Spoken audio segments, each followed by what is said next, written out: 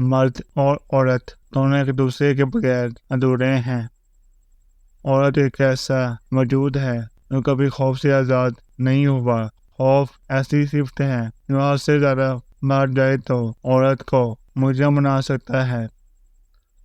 اکتوبر کی راتیں محبت کے شروع والے دنوں کی ٹھنڈک جیسی ہوتی ہیں، ہلکی پورنم اور اداس۔ سر کے درد سے لے کر دل کے درد تک سب تمہاری ہی مہربانیاں ہیں ہمدم۔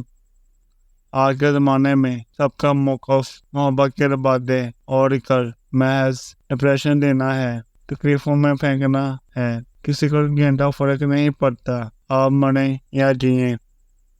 کچھ دکھ ایسے ہوتے ہیں جن کا دراصل نہیں ہوتا۔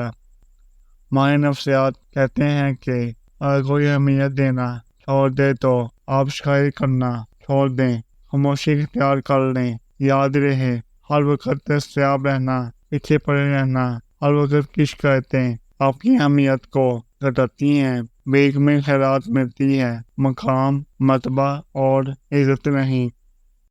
ہر بچھڑ جانے والا رشتہ ہمارے جسم میں موجود ایک احساس کو مردہ کر جاتا ہے۔ کچھ لوگ ہمارا یقین مان جاتے ہیں، کچھ پیار، کچھ اعتماد، کچھ ہماری خوشیاں۔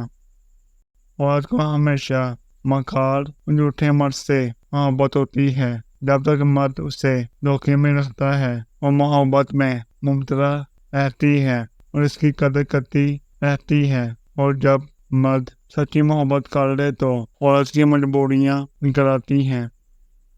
ایسے شخص کو کبھی صفائی نہ دیں جو وجہ اور تفسیر پوچھے بغیر آپ کی تجرید شروع کر دے۔ ایسے لوگ مستقبل میں خاموشی کے حقدار ہوتے ہیں۔ پاؤں ہمیشہ زمین پر رہنے دو، کبھی گرو گے نہیں۔